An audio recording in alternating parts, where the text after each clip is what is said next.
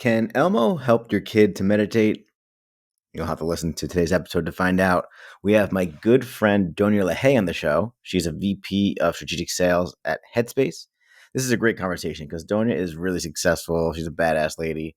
And she talks about how she went from workaholic overachiever to a much more balanced working mom. I appreciate you listening. If you enjoyed this conversation, please click the follow button, leave me a rating. That'd mean the world to me. It's the best way to help grow the podcast. Anyway, on to the show. Welcome back to the Successful Working Parents Podcast, the podcast where we talk to successful working parents. My guest today, she is the Vice President of Strategic Sales at Headspace and mother of two. Ladies and gentlemen, Donya LaHaye. Donya, welcome to the show. Hi, I'm so delighted to be on and to be qualified as a successful working parent. Yeah, you hit all three of the criteria, so I'm excited to talk to you. So first things first, why don't you give us just a quick background on your career? Okay. Maybe I'll start with where I'm at now. So today I am on the sales team at Headspace. I work with our large strategic clients on their mental health and well-being strategy and essentially just helping them improve access to mental health care for their employees and their families.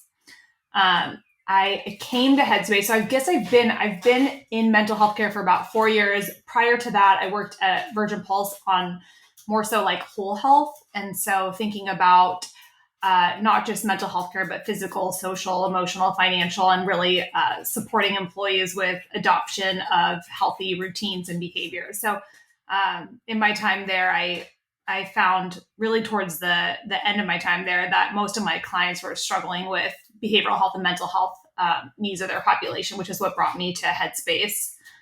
And how far back do you want me to go? I guess before that, I'm going to start to age myself. Before that, I actually worked in PR of all things. So I worked for Edelman and had experience working with large clients like eBay and HP, and at the tail end, Heineken. And so burned out in PR, it led me to well-being. So that's how I ended up at Virgin Pulse. Yeah. And you and I are good friends. I was just thinking about this.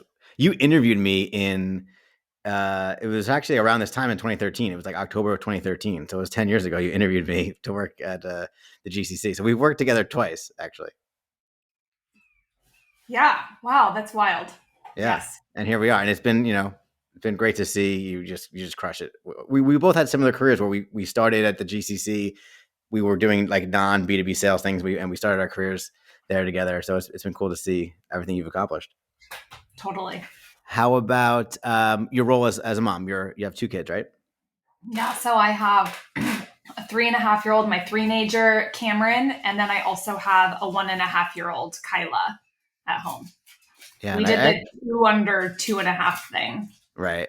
And I feel bad. I haven't met them. I have to get out to California. Yeah, you do. Yeah. Do you have a bird? I do not have a bird. I don't know where that came from. I think I hear a bird. Okay, it's a dog in the background. We also have a dog, Roxy. No, I work in my backyard. We have like a shed that we've turned into an office. We did that during COVID, and there are definitely a lot of birds in our backyard. But okay, no, I just hear a bird. I just don't know if it was part of the household or an outdoor situation.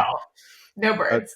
Okay, great. So yeah, I mean, I was really interested to talk to you because you were always like just a badass worker, I felt like. And I'm really curious to hear about how, when you became a mom, how that maybe work became less of a priority and how you really juggled that, because you've always been really successful. You've always worked really hard. And I know now being a parent, you just can't do the exact same thing you used to do with your career. So I'd love to hear a little bit about how you made that transition into working parenthood.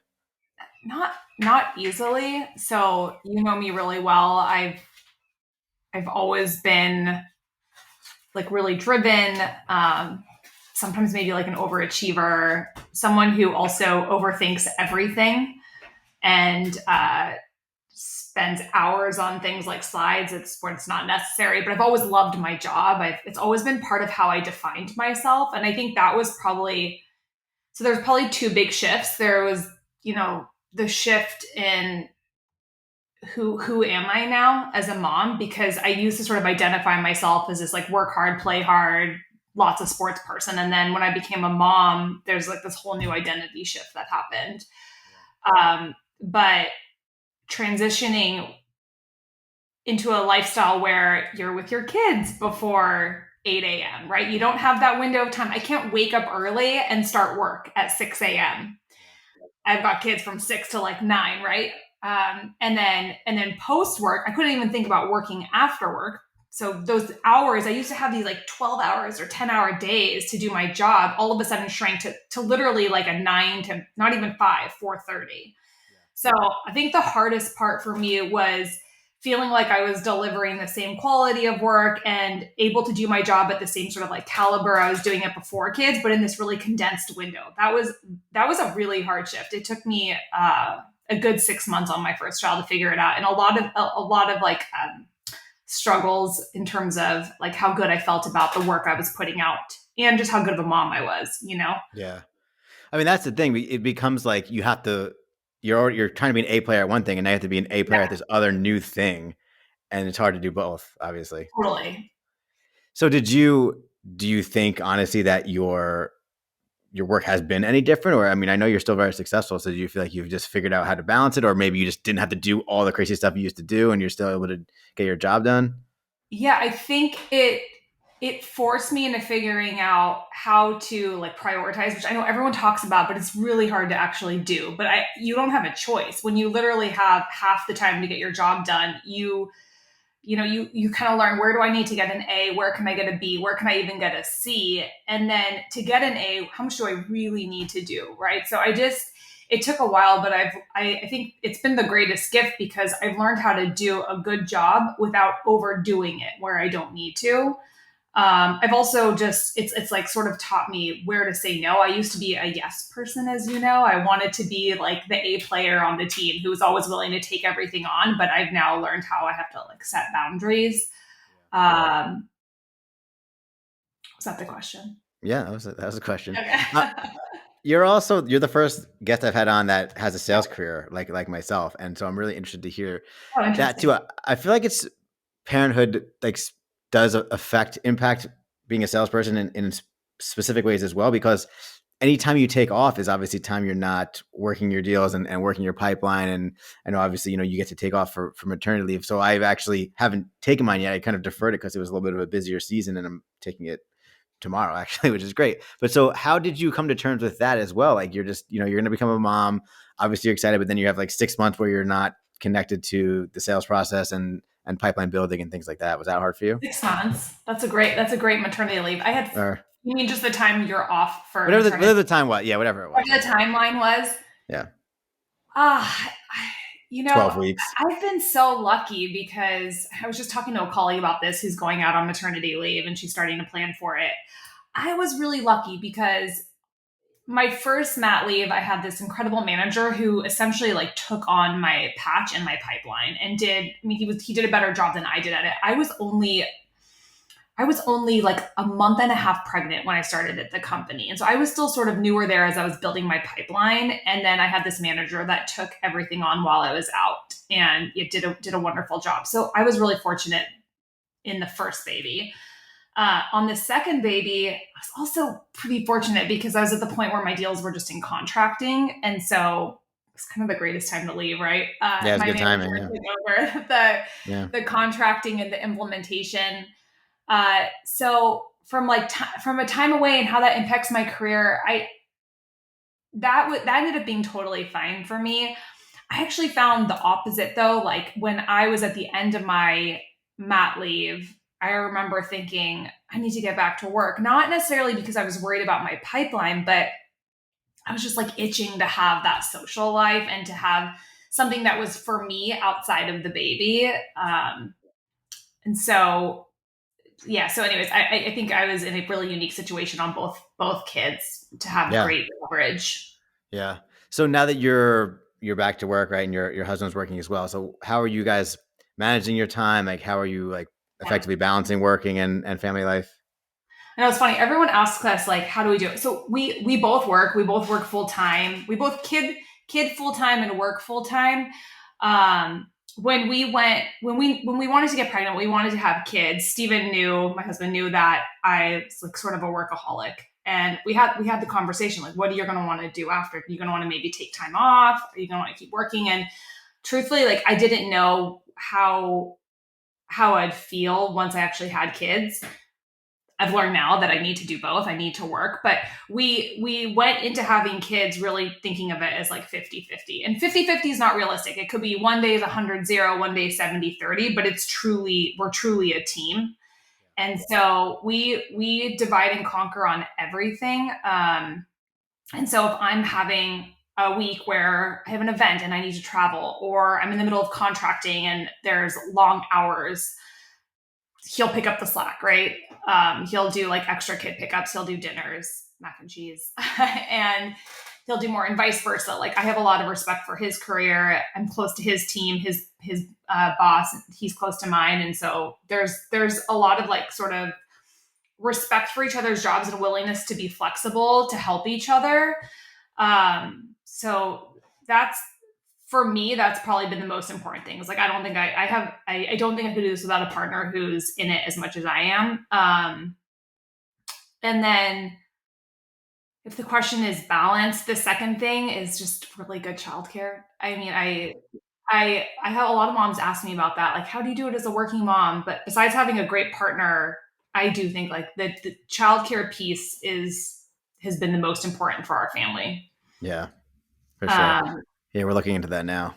yeah, Do you have any? Yeah, and I Do you have tell any? people like we have this amazing nanny, and I tell people though, like I joke with her, we're co-parenting. She's as much part of our family as we're part of hers, and that means that if we need her to stay late one night or come on the weekend because I have to travel for work on a Sunday and we need extra hands, there's sort of that there's a like respect, vice versa. If she has something like finals coming up and needs to do more studying, we'll respect her hours there. But that partnership with your nanny or your child's like play or daycare center is I think super critical too.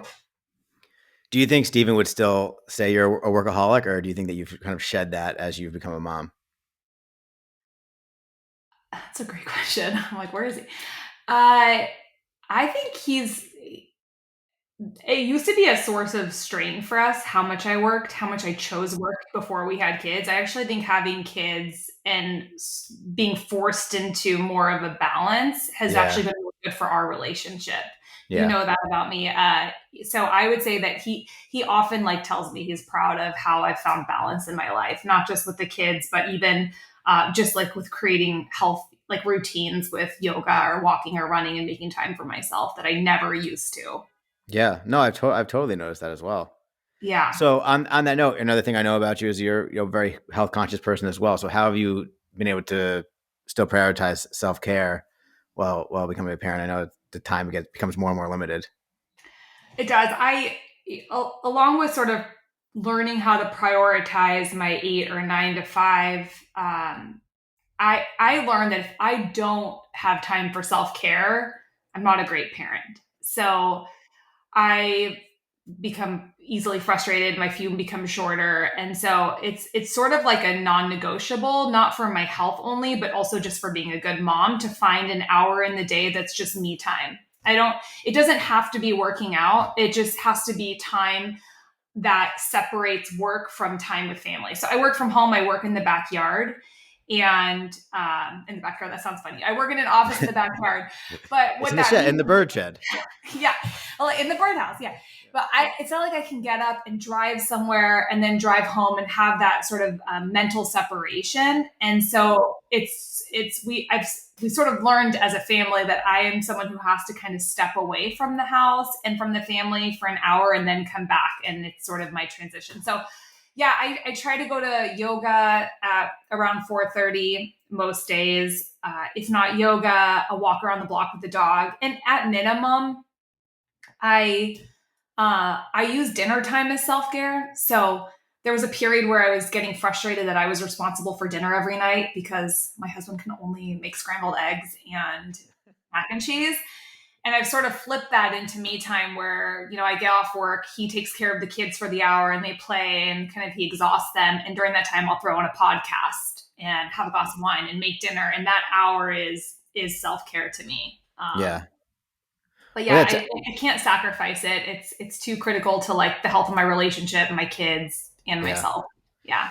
I mean, it sounds like you've done a good job of like putting some boundaries in place and just finding more balance. Do you still feel though that there are sacrifices you've made, whether like on the family side or on the career side in the last few years? Yeah, of course. I mean, of course. On the family side, you worry about it. I worry about the times I say, "Oh, I can't do X, Y, Z because I have to go to work." I hate when my kids see me in the morning. You try to be the parent that doesn't have your phone out and doesn't have your computer out, but that's just not realistic. And so I catch myself saying, no, no, no, I have to like take this email or take this call or mama has to work. Those are the moments of guilt, if you will. But overall, I don't feel like my career's forced any big sacrifice on my family in the sense that I'm still picking them up or dropping them off at school. I'm still there every night with them on weekends. I'm really present. I think we just sort of have not a rule, but like a mantra in our house that, when we're with our kids, try to just really be with our kids.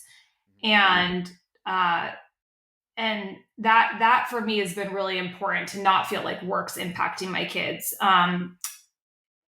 On the flip side, I think from a career perspective, it's mostly had a positive impact because it forced me to prioritize and not to be a workaholic when I don't need to be. But it's also from a work perspective, it's fine. I guess the challenge has been more on my social life, if you will. So I've just had to choose what's most important to me. And a lot of times saying yes to work and saying yes to kids. So time with my kids on the weekends, for example, the time that I do have sometimes means a no to a girl trip or to a weekend away or to Yeah. something social. And I think that's been the bigger adjustment for me is like I figured out where my priorities are. But right now that means sometimes I don't get back to people on the phone or make time for those visits that I should. So I think that'll be the next kind of like frontier for me to figure out. Yeah, that makes sense. I think there's a text I sent you that you still owe me a response on, so Yeah, maybe you get back to me 100%. later today. Do you think that your background as a salesperson, a sales, I don't know if we call them saleswomen or salespeople, do you Yeah. think that your skill set in sales has informed the way you parent at all?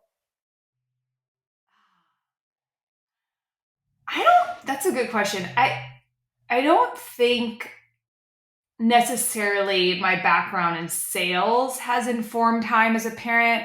I will say I'm really, really lucky in that the place I work has taught me how to be a better parent. So I work with a lot of pediatric mental health specialists. I work with mindfulness coaches, as you know from your time at Headspace, parental experts within Headspace like Sam Snowden. And I get to learn a lot about pediatric mental health and child mental health. And, like one of the greatest lessons to me, like I said, has been that dysregulated parents create dysregulated kids.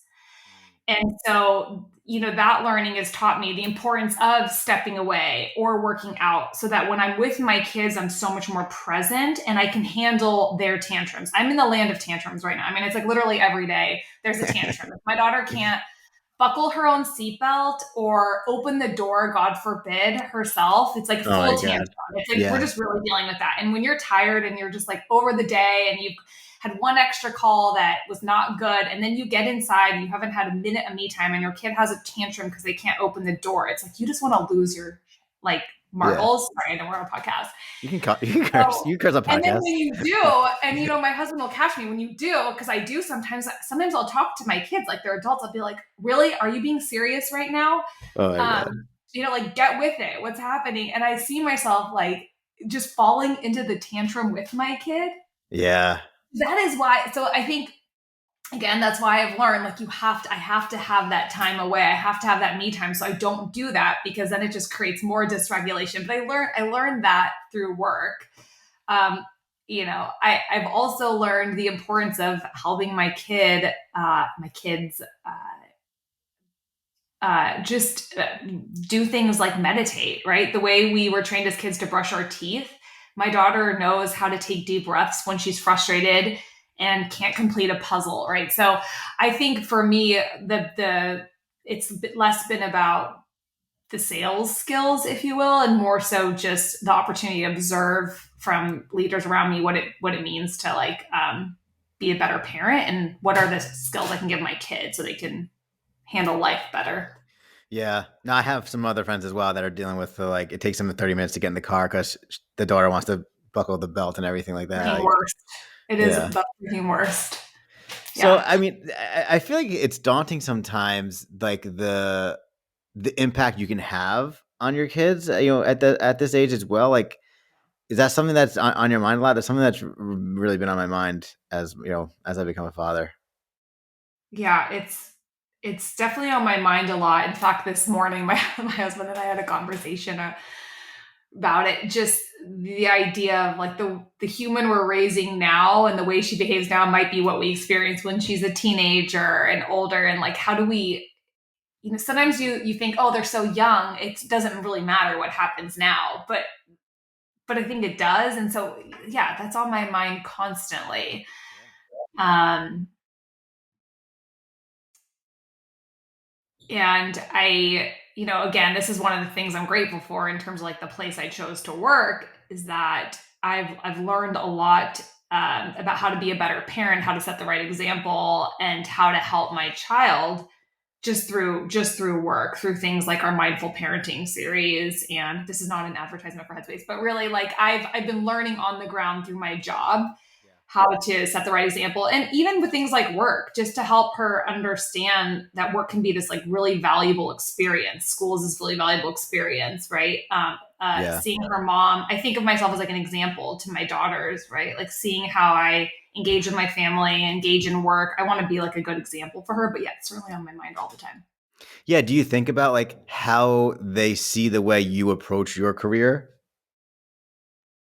Yeah, I do. And I see it more when I think I'm doing something wrong than when I'm Yeah. doing something right. Like when Yeah. I'm texting my boss or slacking my boss or, late night, or I pull up my phone when I'm supposed to be with them. Like those are the moments I actually think about it more when I'm sort of blowing it, if you will, um, than when I'm doing great things. But then there are like really cool moments. At the end of the Headspace like series my daughter is doing right now, it says made by Headspace Studios, and she gets so excited. She's like told everyone at work that I'm part of Headspace Studios, and I've of course have to like correct her that I'm not part of the studio team, but she thinks I've met like Elmo and that I'm doing Oh, right, that's so funny. and Yeah. I'm so cool because of it. So I think it's that piece has been really really like special. That's cute.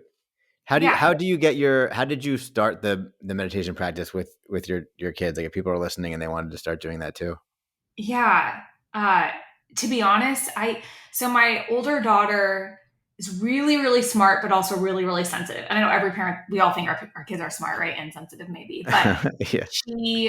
she's always trying to do things that are like years ahead of her. So she reaches for the puzzle that a 10-year-old is doing. And she's always been like that. But that means she gets really frustrated when she can't do it. And we all see that in our kids, right? Like trying to buckle their seatbelts and not being able to.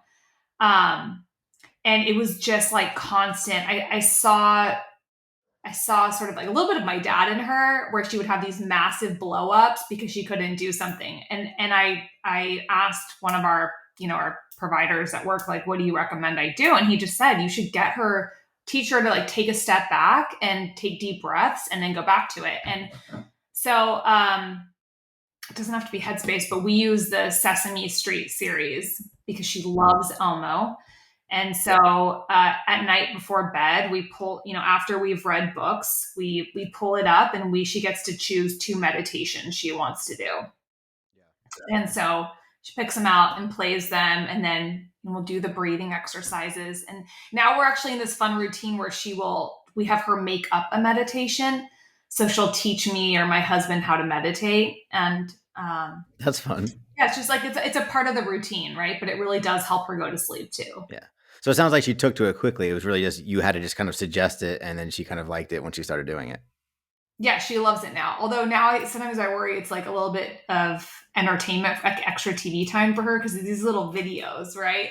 But but yeah, she's taken to it fully, and she'll tell us if we're in a fight or we're frustrated or something. She'll say, "Mama, like take a deep breath in through your nose, out." Like she'll tell us to do that now, which is really funny. But That's it's so cute. encouraging. How old is she? She is 3.5 now. Wow, that's great. I mean, it's so cool that kids at that age have access to this, right? Obviously, when I was 3.5, Oh yeah.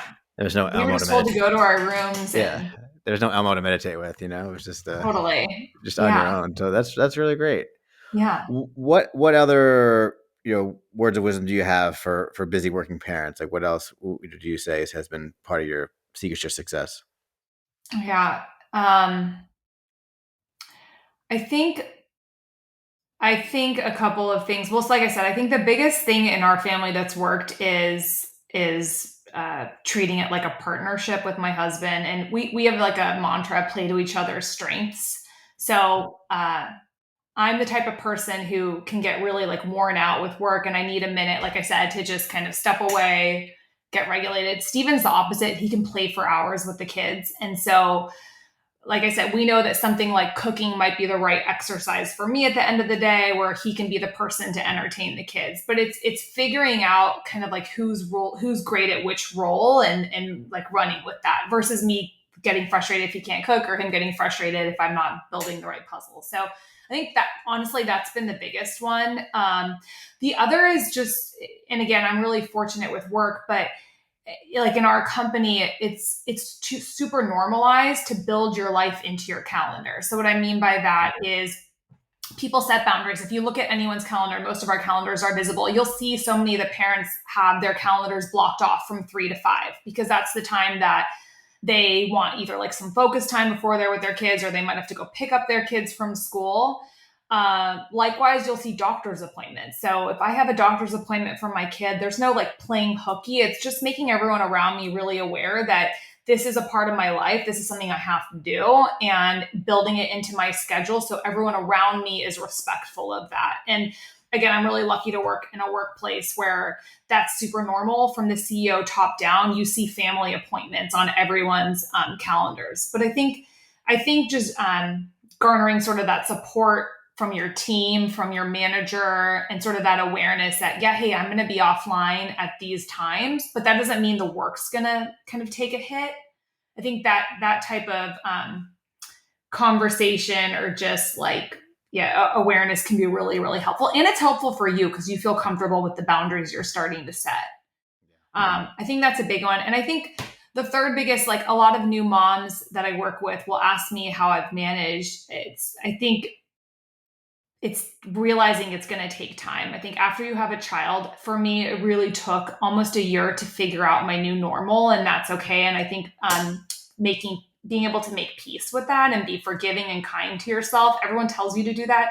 It's really hard to do when you've seen yourself set a certain standard and then you're not feeling like you're meeting that standard after you have a kid. So I think those would be my three, probably like my three tips. So is it just like literally practicing like self kindness and compassion, or how do you actually be kind to yourself?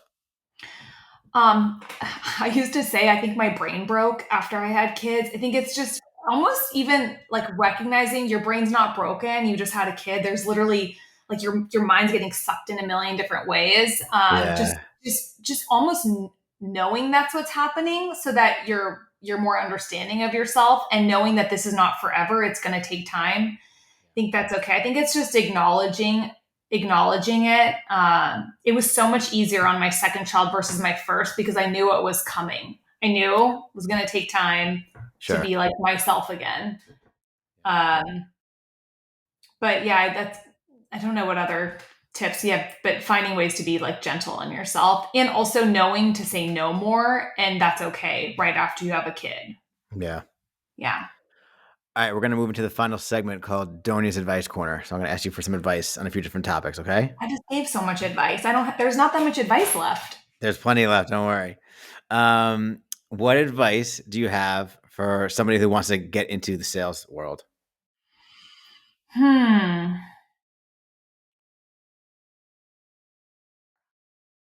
Besides don't. This might not be. Besides don't do it. No, I love sales.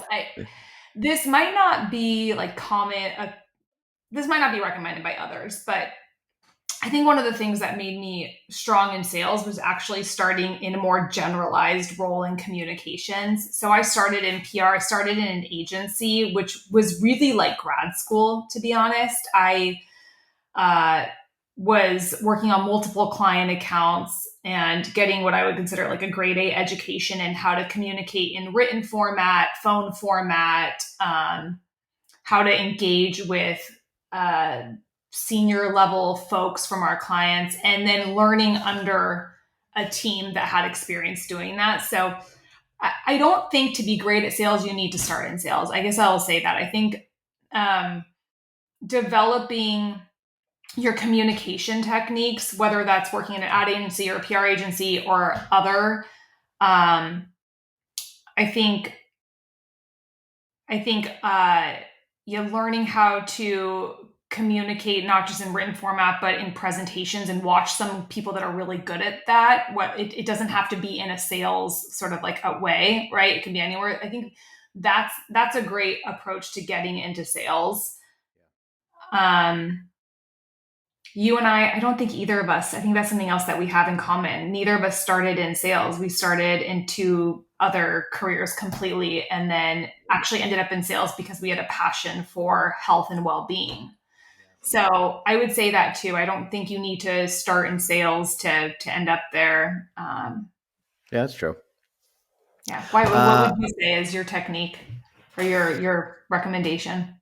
I think that find a product that you're interested in, right? I think that that really helps. Like we were just we just liked what we were selling, so I think that that really helped. And so I think you can break into the sales world just by like having some kind of communication skills that you've already referenced, and then just finding a product that you're passionate about instead of just like selling like some random widget.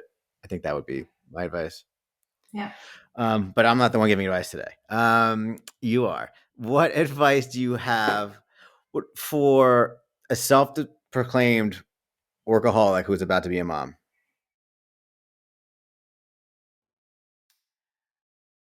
Uh, there's this book I've been recommending to a lot of moms. I'll have to find it and send it to you after. But again, I think it's. What's it called? I know I was trying to. I just Is it the totally fifth? forgot. Is it I the usually fifth? The keep it at fifth? my desk so I can send it to women who are or parents who are becoming parents. Is it the fifth? Is it the fifth trimester? No, it's nothing like that. I usually have my desk. It's basically like you're a badass and be kind to yourself. I think again, like I became a mom in my mid 30s, and so I had lots of years of developing my career and sort of my persona, if you will, in the workplace, and what people could expect of me being online all hours of the day, right? Like I created this sort of version of me, and then I had this kid, and all of a sudden it was completely shattered, right? It's like not a great friend, not a great family member, and not able to be online at 7 a.m. because I was feeding my kids, right? So I think that the biggest piece of advice I give to a workaholic is know going into it that things are going to change, and that doesn't have to mean there's any less you're providing anything less than you were before. It's just there's a time that you will need there's an amount of time you will need to sort of find your new normal, and to learn how again to when and where and how you're going to give an A when you need to give an A, like when you're going to do a B job on something, and when quite frankly you could completely fail something and it's okay. I think you have to give yourself time to figure that out. Um, I think the hardest thing as a new mom who's sort of defined herself by her work or social or something is that like again you feel that you don't feel like you're good as you were before, and then on top of that now you're a mom and you don't feel like you're the greatest mom in the world. So I would say A, that's not true, but yeah, just B, have some like grace with yourself, and know that you'll just find a new way of being a great mom or being a great employee, and that's okay. Yeah. Yeah, love that. You can let me know that book Or later. I can link the what? book in the I can link the book in the show notes later, so you can look it up Yeah, later. I know I gotta find it. I send it to so many new moms because it just rings so true. Yeah. What is the best advice you've ever received? The best advice I ever received was from a previous colleague, and going to my first baby again, like I wanted to do it perfectly, so I bought every book, every podcast. I mean, I was like a freak for education. And she said to me, My mom gave me one book when I had my first baby, and I opened it, and the first page said, "Close the book, trust your instincts. You don't need to read anything." And that was kind of a light bulb went off for me because you know this, and you'll know this if you have more kids too, is every kid is different. It really doesn't matter what you do or what you train for or plan for. The Yeah. delivery, the baby, it's not predictable. You have to be adaptable, and Yeah. you have all the skills within you. You have to learn to trust your gut and your instinct. And that's for me. But I since don't read that much. Yes, I do get help through my work, but I've learned to sort of trust my instinct, and my husband's always been really good at that. But I think that's the advice I give. Okay. What advice would you give to your former self? My for the version me you knew. Yeah. Um, It's October of 2013. You've just interviewed me at the GCC, and then what advice? What advice are you giving that person? that's really hard. I think to just have confidence. You don't. I think I always overdid it on a lot and spent a lot of time worrying about being great at things and versus just, trusting in myself. So I think I would say trust yourself, maybe work a little less hard. Hmm, it's a Yeah. good one. All Yeah. right, last question. What advice do you have for me? By the time this episode comes out, Val will probably be, let's say she's 6 months old, 7 months old. So what advice do you have for me as a father of a 6 or 7 month old daughter? God, that is the greatest age. 6 months on, it just gets better and better and better and better. Uh, just freaking enjoy it. Take videos.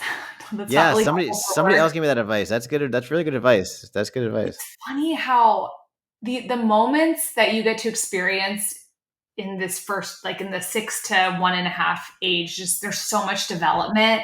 They're so incredible. The expressions, the things they say, and at the same time, they disappear from your memory pretty fast. I didn't really realize that until I have now a 1.5 year old, and I try to remember what was my 3.5 year old like at 1.5. Did she do that? And you have pictures, and I have stories written down, but there's something about videos where you can actually capture the way they walked, the way they talked. I would get a little bit more footage. That's yeah, Yeah, that's great I wish advice. I did. And yeah, just really enjoy it and take your time before you have a second. Okay, also good advice. All right, Donya, this has been a really great conversation. Where can people go to connect with you or learn more about you? Oh, I guess LinkedIn. Okay, I'll link to that as I don't well. have a blog or a podcast or anything cool like Okay, that. no, maybe next time. All right, Donya LaHaye, ladies and gentlemen. Donya, thank you so much. Thank you. It's been fun.